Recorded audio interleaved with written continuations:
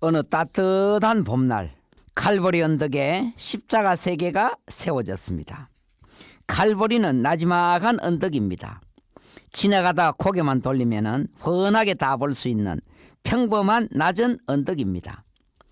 그러나 그곳이 주로 로마의 사형장으로 사용되었습니다.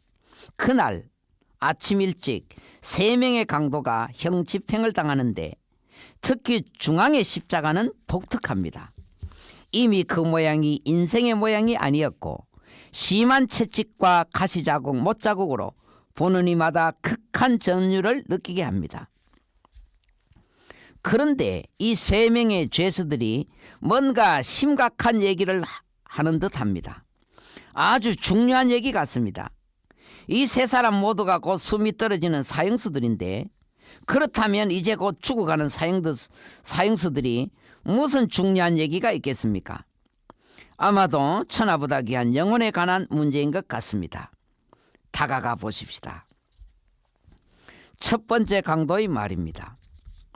가로되 예수여, 당신의 나라에 이르실 때의 나를 생각하소서. 이 강도도 처음에는 예수님을 조롱했습니다. 둘 다 예수님을 욕했어요. 그런데 조금 있다가 갑자기 그의 마음에 변화가 왔습니다. 그럼 무엇이 그의 마음을 갑자기 바꿨나? 아마도 조금 전에 사형장에 도착하자마자 주님의 기도가 있었습니다. 아버지여, 저희를 사하여 주옵소서. 자기의 하는 것을 알지 못함이니이다. 그 주님의 기도가 강도의 마음을 바꿔놓은 것 같습니다. 지금 여기는 사형장입니다. 주님도 두 강도도 모두가 사형수입니다. 모두가 그들을 배척하고 멀리하고 있습니다. 그 와중에 이 한 강도가 주님을 구원자로 고백하고 신앙을 고백한다는 것은 대단한 믿음입니다. 모두가 사형수인 예수님을 조롱하고 비웃던 그때 예수님을 구세주로 받아들이고 그의 영혼을 맡긴다는 것은 대단한 일입니다. 로마서 10장 10절 말씀에 사람이 마음으로 믿어 의에 이르고 입으로 신하여 구원에 이르느니라.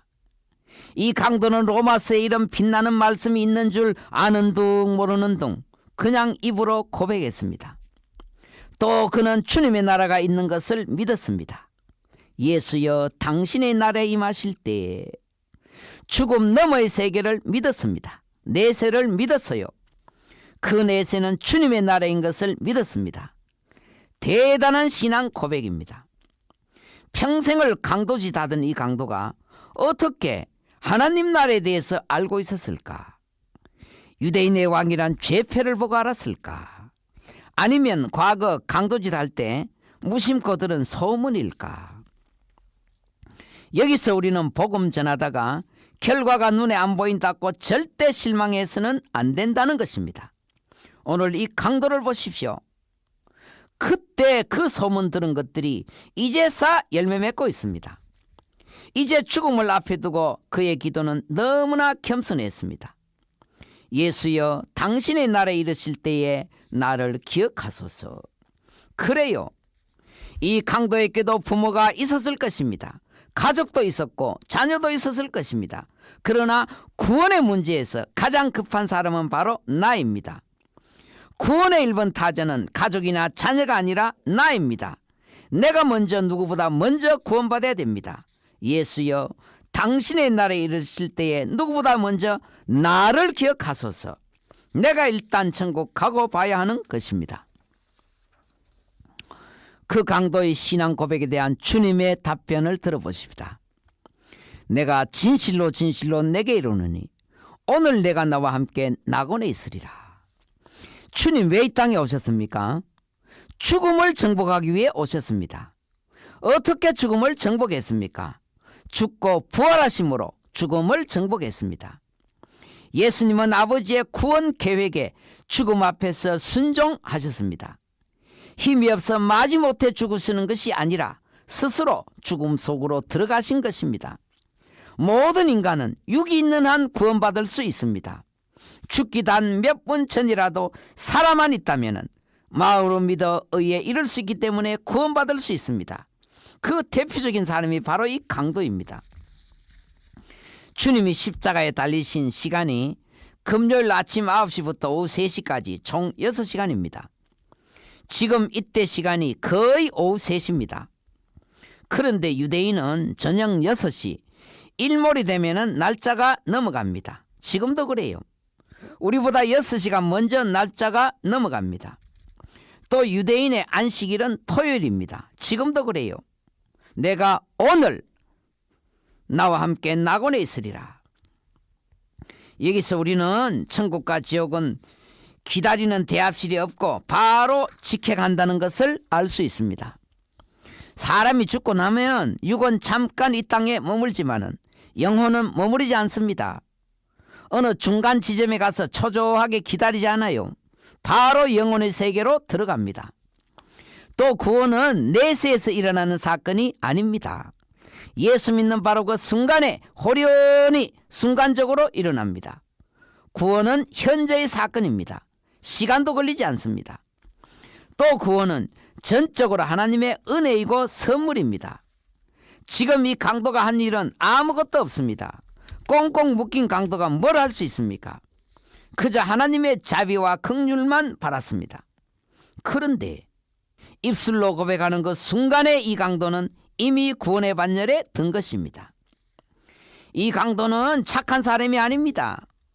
그러나 주님은 그의 과거를 묻지 않았습니다. 세례도 받지 않았어요. 헌금 구제의 경험도 없습니다. 이 강도는 평생 죄악 속에서 살았고 예수님을 구세주로 영접한 후에도 좋은 일을 할 기회가 없습니다. 바로 죽었습니다. 이 강도가 예수님을 만난 것은 이 사형장이 첫 번째이자 마지막입니다. 그는 이 첫 번째이자 마지막 기회를 정말 영생을 얻는 기회로 삼았습니다. 자, 그럼 또 한편의 강도를 보십시다. 이 강도는 아까 강도와는 너무나 대조적입니다. 끝까지 자기의 죄를 깨닫지 못하고 회개하지 않습니다. 내가 그리스도가 아니냐? 너와 우리를 구원하라. 그리스도가 아니냐? 잘 알았어요. 그러나 진짜는 몰랐습니다. 지금 이 장소가 사형장입니다. 모든 사람이 사형수를 배척하고 욕할 때 자기도 함께 여론을 따라 욕했습니다. 그렇게 하므로 혹 로마 군인들이 동정을 해서 잘 봐주려 했는지도 모릅니다.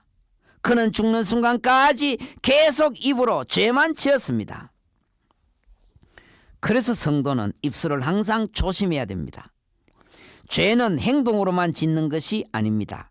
입술로 짓는 죄가 굉장히 많습니다. 그래서 욥은 그 입술로 범죄치 아니하였다 했습니다.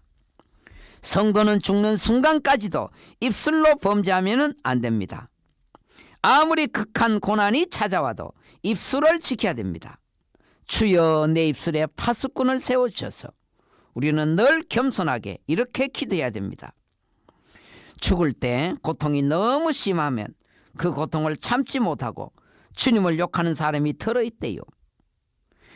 내 신앙 내가 절대로 지키지 못합니다. 정말 우리는 늘 겸손하게 주님의 도우심을 바라봐야 됩니다. 그는 끝까지 주님을 욕하다가 숨을 거두었습니다. 가라짐이 증명되는 순간이었습니다. 마지막 구원의 기회를 그렇게 허무하게 날려버렸습니다. 너와 나를 구원하라. 그는 오직 육체적 구원만을 원했습니다. 내려오기만을 원했어요. 참 구원이 뭔지를 몰랐습니다. 죄에서 구원인 줄을 몰랐어요. 그래서 끝까지 회개하지 않았습니다. 장장 6시간 동안이나 인류 유일의 구원자이신 예수 바로 옆에 있었지만은 그 엄청난 특권이 그를 살리지 못했습니다. 내 영혼이 살아날 수 있는 이 마지막 기회를 그냥 흘려보내고 말았습니다. 사랑하는 극동방송 가족 여러분, 오늘도 구원자이신 예수님은 우리 옆에 와 계십니다. 계시록 3장 20절에 볼지어다 내가 문 밖에 서서 두드리노니 누구든지 내 음성을 듣고 문을 열면 내가 그에게로 들어가 그로 더불어 먹고 그는 나로 더불어 먹으리라. 똑같은 환경, 똑같은 조건, 똑같은 시간이 주어졌습니다. 그러나 그중 한 명은 그 기회를 잡아 영생을 얻었지만 또 한 명은 영원히 기회를 놓쳐 멸망했습니다.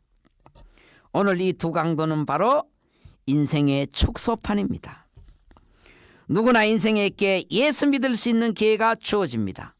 그러나 믿음은 결코 모든 사람의 것이 아닙니다. 그렇다고 이 얘기는 구원과 멸망이 50대 50 비율을 이야기하는 것이 아닙니다. 그렇게 이쪽과 저쪽으로 갈라진다는 말입니다. 그리고 한번 갈라지면 영원한 내세로 갈라진다는 말입니다. 모든 사람이 다 구원받는다는 만인 구원설, 그것은 성경의 가르침이 아닙니다.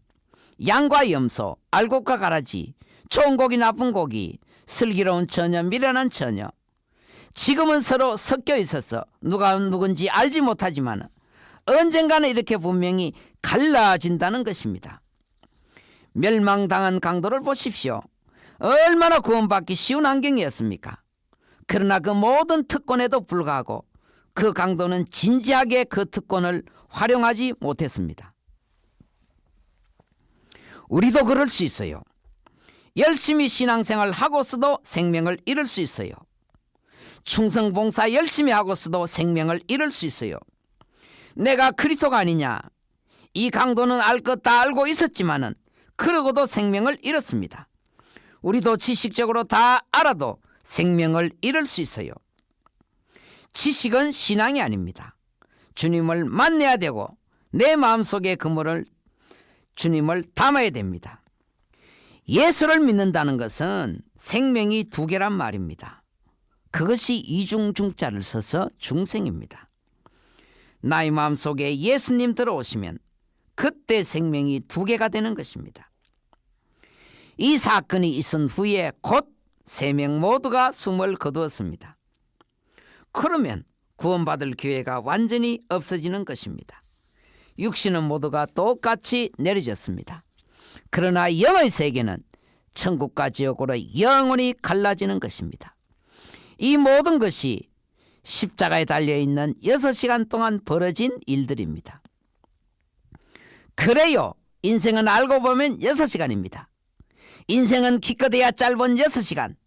6시간 만에 인생이 이렇게 극과 극으로 갈라집니다. 어디서 갈라졌습니까? 십자가에서 갈라졌습니다. 누구 때문에 갈라졌습니까? 예수님 때문에 갈라졌습니다.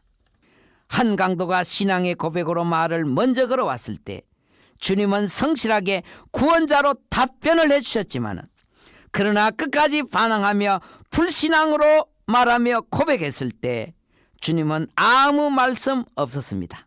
그것으로 그 강도는 멸망했습니다. 지금도 주님은 그렇습니다. 내게 오는 자는 결코 내어 쫓지 않지만 하나님을 조롱하며 끝까지 불신앙으로 사는 자들에게 하나님은 결코 답을 주지 않습니다. 하나님이 안 계시는 것 같습니다. 하나님은 안 계시는 듯이 계시는 분이고 아무 일도 안 하는 듯이 지금까지 일하시는 분이시고 우리의 기도를 안 들으는 듯이 다 들으시는 분입니다. 은혜로운 날 되십시오.